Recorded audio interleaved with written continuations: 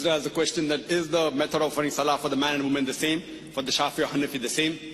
Our beloved Prophet Muhammad sallallahu alaihi wasallam said, it's mentioned in Sahih Bukhari, volume number 1. The Prophet said, pray as you see me pray. The Prophet did not say that the women should pray separately or the men should pray separately.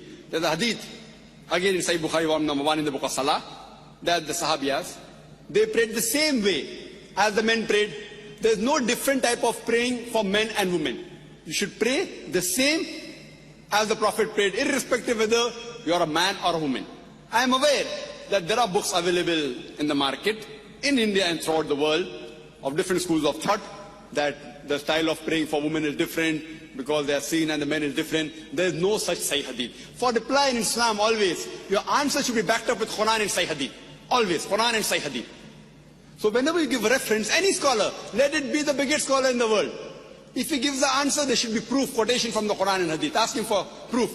Qul hatu burhanakum. Produce your proof in kuntum sadiqin. There is not a single Sahih Hadith. There is no verse in the Quran which says that the styles for offering salah is different for the men and women. I am aware that scholars of their own view, they said, okay, fine, because women should be protected, they should pray differently. These are their thinking. But the Prophet never said that. We should pray as the Prophet prayed. Regarding the style for offering salah, as the Hanafi style and the Shafi style, I'm aware that it does differ. The Hanafis, they keep the hand below the navel. The Shafis keep the hand on the chest. They do takbir. They say Ameen loudly. Again, my first answer.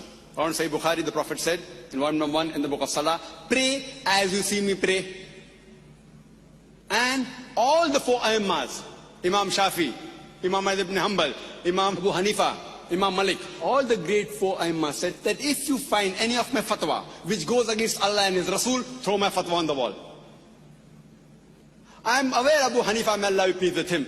He was a great scholar, I respect him, I love him. People say that he said that when you offer salah, keep your hand below the navel. There's a hadith in Abu Dawud, if you read volume number 1, book of Salah, which says that the Prophet kept his hand below his navel when he offered salah, but this is a Zaif hadith. Immediately the next hadith says, which is a Sahih hadith, that the Prophet kept his hand above the navel. There are other Sahih hadith in Sahih ibn Khuzaimah, which says that the Prophet kept his hand on the chest. So when there are Sahih hadith saying the Prophet kept on the chest, the hadith below the navel is Zaif. So the right way to offer salah, keep it on the chest. That doesn't mean everything Imam Shafi is right or Imam Abu Hanifa, may Allah be pleased with them both, that they're wrong. See, they were great scholars. We respect them, they're great Aimmas. But we fail to realize that at that time, the Hadith 1 compiled, during the life of the Prophet, the Quran was compiled. There was no question at all, under his own supervision. But the Hadith 1 compiled, they started being compiled later on, 50 years, 100 years, 150 years later on. So these scholars came earlier. And because they didn't have all the Sahih Hadith with them, the fatwas that they gave were based on the knowledge that they had. I don't think that Abu Hanifa, may Allah be pleased with him, made a mistake. What he did, because that Sahih Hadith didn't reach him. So maybe according to me, the Zaif Hadith reached him, and he may have said, keep your hand below the navel. The Sahih Hadith may have reached Imam Shafi, he said that keep your hand on the chest. Again, Sahih Bukhari says, volume number 1 in the book of Salah, that you have to Rafatain. So Rafatain, the Prophet said, not because Imam Shafi is saying I'm following it, because my Prophet said it. Now in wudu, there's a verse in the Quran in Surah Ma'idah, chapter number 5, that it says that when the woman touches, the wudu breaks. The Arabic word is masa, coming from namasa, which means touch. According to Imam Shafi, may Allah be pleased with him, he says that if the woman touches, the wudu breaks. Imam Abu Hanifa said, if the woman touches a man who's in wudu, wudu does not break. Now the Arabic verse of the Quran says, la masa, if the woman touches, wudu breaks. But there are 2 meanings of masa. One is a sexual touch, and the other is a physical touch. So Imam Shafi, may Allah be pleased with him, he took it as a physical touch. Imam Abu Hanifa, he took it as sexual touch. So both had a difference of opinion. But when you go to Sunnah Abu Dawud, volume number 1, in the hadith of Aisha, may Allah be pleased with her, the Prophet was in wudu, he kissed her. And the Prophet, without doing wudu again, went for salah. There's another hadith in Sahih Bukhari, in the book of Salah, volume number 1, the Hazrat Aisha was sleeping, the Prophet put the leg on offered salah. So this proves that physical touch does not break the wudu. So here, Abu Hanifa, may Allah be pleased with him, is right. And Imam Shafi, not that he made a mistake willfully, that hadith didn't reach him. So all were great scholars, and all the Imam said that if you find any of my fatwa which goes against Allah and His Rasul, then throw my fatwa on the wall. So I say that I am a Pakka Hanafi. I, Dr. Zakir Naik, is a Pakka Hanafi. Why? Abu Hanifa maybe gave the fatwa, keep down below the navel while offering salah, but the Sahih Hadith says keep on the chest. So I, while offering salah, I keep off my chest. I am a Pakka Hanafi. Imam Shafi said, if you find any of my fatwa which goes against Allah and Rasul, throw my fatwa on the wall. So Imam Shafi said that if the woman touches a man in wudu, wudu breaks. But Sahih Hadith says wudu does not break.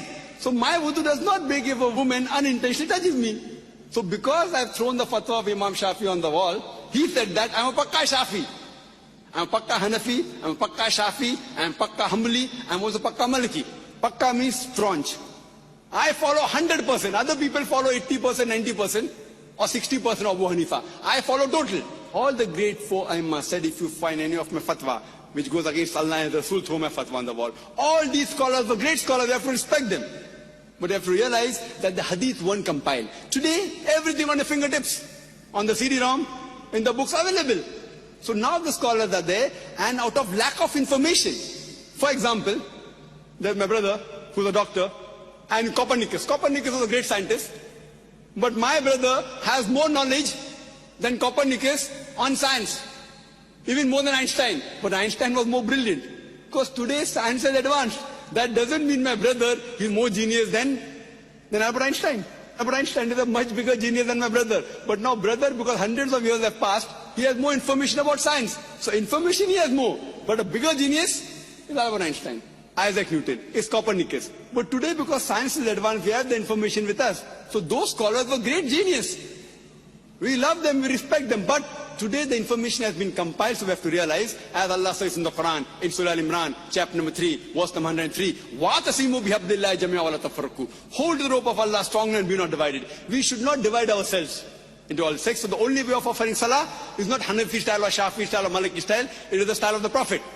And Imam Abu Hanifa, may Allah be pleased with him, Imam Shafi, may Allah be pleased with him, they told, if you find anything of my fatwa which goes against Allah and Rasul, throw my fatwa on the wall. So if you're a Pakka Hanafi, you have to offer as the Sahih Hadith says. If you're a Pakka Shafi, offer as what the Sahih Hadith says. Then you'll be following the true Islam. Hope that answers the question, sister.